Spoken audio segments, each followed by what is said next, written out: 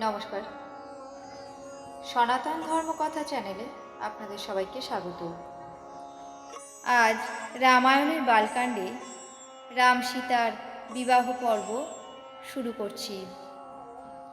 ব্রহ্মা বিষ্ণু মহেশ্বর ৩৩ কোটি দেবদেবী, সর্বকালের সর্বসৃষ্টি, পিতা মাতা গুরু সবাইকে প্রণাম জানিয়ে এই পাঠ শুরু করছি। পরশুরাম মুনি বিদায় নেবার পর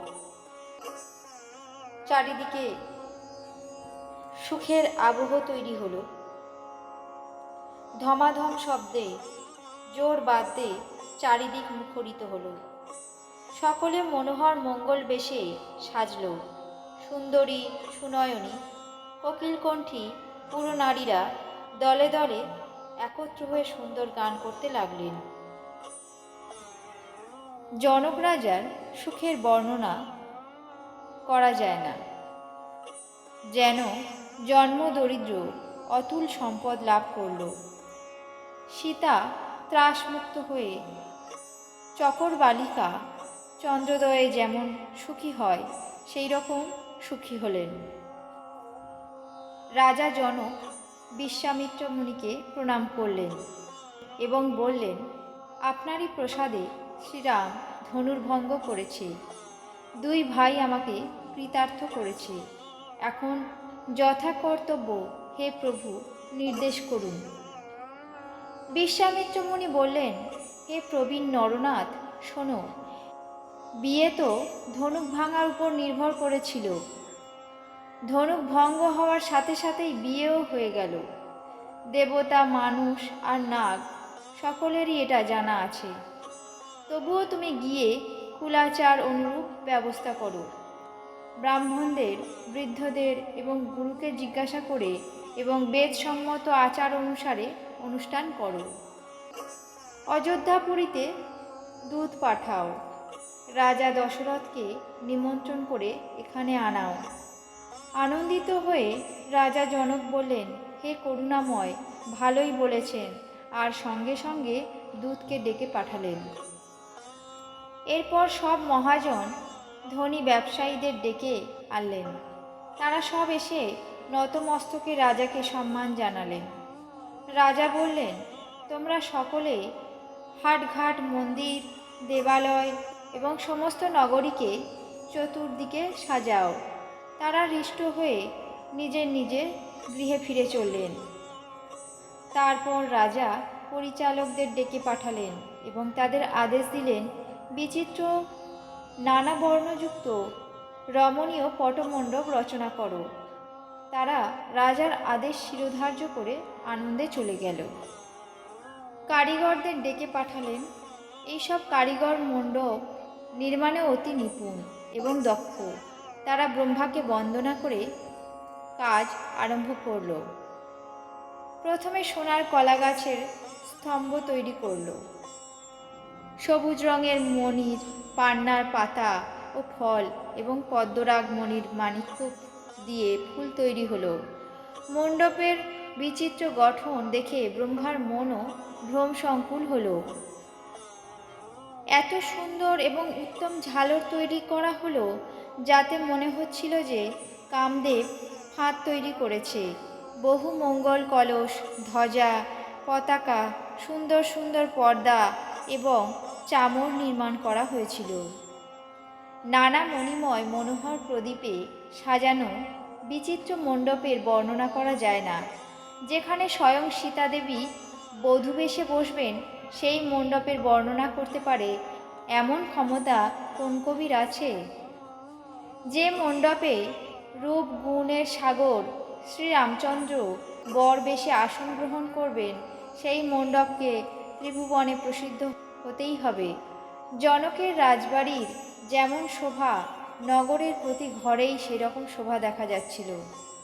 সে সময়ে যে ত্রিহুত অর্থাৎ জনকপুরী দেখেছে তার কাছে চতুর্দশ ভুবনও তুচ্ছ লেগেছে।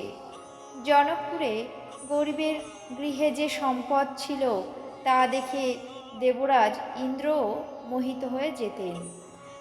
জনক রাজার দূত শ্রীরামচন্দ্রের পবিত্র অযোধ্যাপুরীতে উপস্থিত হল। সুন্দর নগর দেখে তারা মনে মনে খুবই খুশি হলো। রাজদ্বারে পৌঁছে রাজপুরীতে খবর পাঠালো। রাজা দশরথ খবর পেয়ে তাদেরকে ডেকে আনলেন। দূত মহারাজকে প্রণাম করে জনক রাজার চিঠি রাজা দশরথকে দিলেন। সন্তুষ্ট হয়ে রাজা স্বয়ং উঠে চিঠি হাতে নিলেন। চিঠি পড়তে পড়তে রাজার চোখ প্রেমাশ্রুতে ভরে গেল, শরীর পুলকিত হলো আর বুক ভরে গেল। রাজা দশরথের মনের মধ্যে রাম ও লক্ষ্মণ, আর হাতে সেই সুন্দর চিঠি।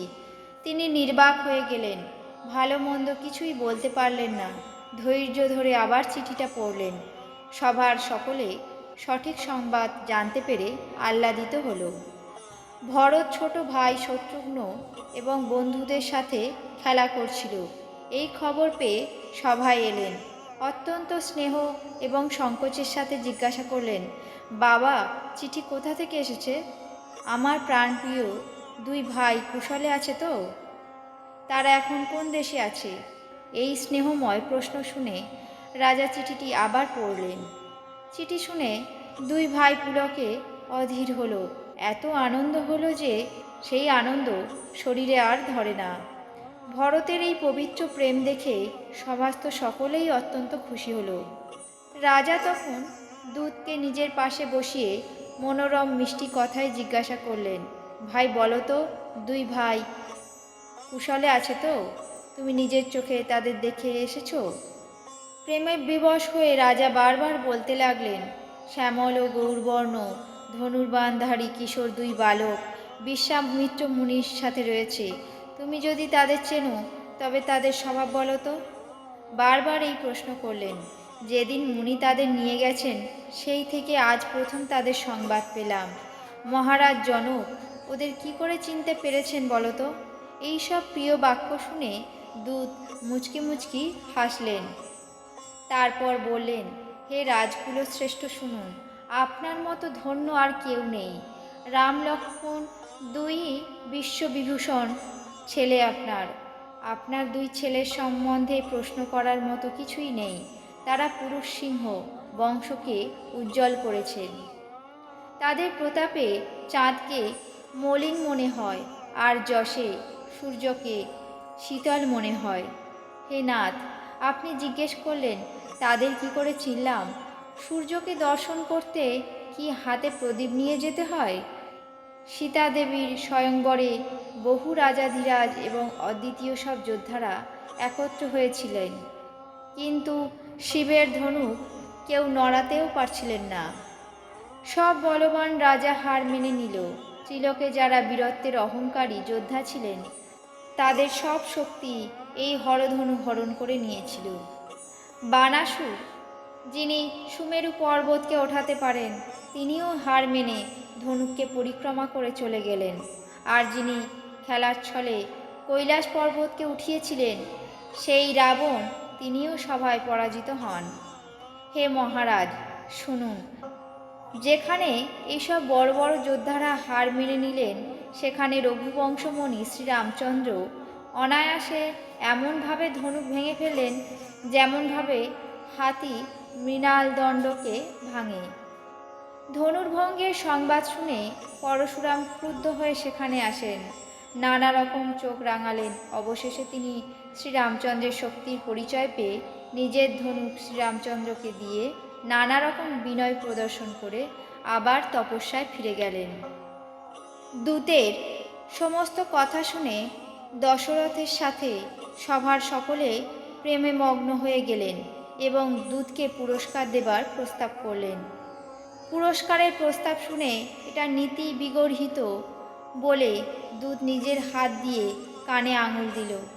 দূতের ধর্মবুদ্ধি দেখে সকলেই খুব খুশি হলেন। তখন রাজা দশরথ সেই চিঠিখানি বশিষ্ঠ মুনির কাছে নিয়ে গেলেন এবং নিজের সমস্ত রানীদের সেই অত্যন্ত সুখবর জানালেন। রানীরা ভীষণ আনন্দিত হয়ে চিঠি বুকে লাগিয়ে শীতল করতে লাগলেন। রাজা দশরথ রাম লক্ষ্মণের কীর্তিকর্ম বারবার বর্ণনা করতে লাগলেন এবং বললেন, সবই গুরুর কৃপায়, সবই গুরুর কৃপায়। ভিক্ষুকদের ডেকে রানীরা কোটি কোটি প্রকার উপহার দিলেন। চক্রবর্তী মহারাজ দশরথের 4 ছেলে দীর্ঘজীবী হোক বলে সবাই আশীর্বাদ করতে লাগল। রাম ও সীতার বিয়ে হবে এই সংবাদে চতুর্দশ ভুবন আনন্দে ভরে গেল। এই শুভ সংবাদ পেয়ে নাগরিকরা অত্যন্ত অনুরাগের সঙ্গে ঘর বাড়ি, রাস্তাঘাট, অলিগলি সাজাতে লাগল। যদিও শ্রীরামচন্দ্রের পবিত্র মঙ্গলময়ী নগরী অযোধ্যাপুরী সর্বদাই অতি সুশোভিত, তবুও প্রীতির আধিক্য হওয়ায় সেই নগরীকে সুন্দর মঙ্গল রচনা দ্বারা সজ্জিত করা হলো। তারপর রাজা দশরথ ভরতকে ডেকে বললেন, যাও, ঘোড়া হাতিরথ সাজিয়ে নাও এবং শিগগির রামচন্দ্রের বড়যাত্রায় চলো। এই আদেশ শুনে 2 ভাই ভরত আর শত্রুঘ্ন আনন্দে ডগমগ হয়ে চললেন। ভরত অশ্বাধ্যক্ষদের ডেকে আনিয়ে প্রয়োজনীয় আদেশ দিলেন। তারা অত্যন্ত আনন্দের সঙ্গে ঘোড়া সাজাতে দৌড়ে গেলেন। ঘোড়ার উপর সুন্দর সুন্দর জিন সাজালেন। রং বেরঙের ভালো ভালো ঘোড়া সুসজ্জিত হয়ে দাঁড়িয়ে গেল। সেই সব ঘোড়ার উপর সমবয়সী নবযুবক সব রাজকুমার আরোহী ছিল। প্রত্যেকের সুন্দর কান্তি বিবিধ ভূষণে ভূষিত। তাদের হাতে ধনুর্বাণ এবং কোমরে তুনির বাঁধা ছিল। যোদ্ধাবেশে সমর নিপুণ বীরগণ নগরের বাইরে এসে সমবেত হল। সেই দক্ষ অশ্বারোহীরা বাদ্যের সাথে সাথে মহানন্দে নানা গতিতে নানা ছন্দে ঘোড়াদের খুশি মনে চালাতে লাগল। রাজা দশরথের দরজায় এমন ভীষণ জনতার ভিড়, সেখানে পাথর ফেললেও সেই পাথর মুহূর্তের মধ্যে ধুলো হয়ে যাবে। মঙ্গল আরতির থালা নিয়ে স্ত্রীলোকেরা অট্টালিকার বারান্দায় দাঁড়িয়ে দেখছিল। নানা প্রকার মনোহর গান গাইছিল। অত্যন্ত আনন্দের বর্ণনা দেওয়া যায় না। তখন সুমন্ত্র 2টি রথ সাজিয়ে সূর্যের রথের ঘোড়াদের চেয়েও তেজস্বী ঘোড়া তাতে জুড়ে দিল। সেই সুন্দর রথ 2টি তারা রাজা দশরথের কাছে নিয়ে এলো। সেই রথের সৌন্দর্য বর্ণনা সরস্বতীও করতে পারে না। একটিতে রাজকীয় সামগ্রী সাজানো হলো, আর অন্যটি ছিল তেজপুঞ্জ এবং শোভাময়। সেই সুন্দর রথ 2টিতে রাজা দশরথ বশিষ্ঠ মুনিকে সানন্দে বসালেন এবং তারপর শিব, গুরু, পার্বতী এবং গণেশকে স্মরণ করে নিজে দ্বিতীয় রথে চড়লেন। দেবগুরু বৃহস্পতির সাথে ইন্দ্র যেমন শোভা পান, বশিষ্ঠের সাথে রাজা দশরথও তেমনই শোভা পাচ্ছিলেন। বেদ বিধি এবং কুল রীতি অনুযায়ী সব নিয়ম মেনে সকলকে সব প্রকারে সুসজ্জিত দেখে শ্রীরামচন্দ্রকে স্মরণ করে গুরুর অনুমতি নিয়ে পৃথিবীপতি রাজা দশরথ শঙ্খনাদ করে রওনা হলেন। বরযাত্রী দেখে দেবতারাও উল্লসিত হলেন। সুন্দর মঙ্গলদায়ক পুষ্পবৃষ্টি করতে লাগলেন। শ্রীরামচন্দ্রের বিবাহ পর্ব আজ এখানেই শেষ করছি। বাকি অংশ আগামী পর্বে পাঠ করে শোনাব। আপনাদের কেমন লাগছে তা অবশ্যই কমেন্ট বক্সে জানাবেন। চ্যানেলটিকে সাবস্ক্রাইব করবেন, লাইক করবেন, শেয়ার করবেন। ধন্যবাদ।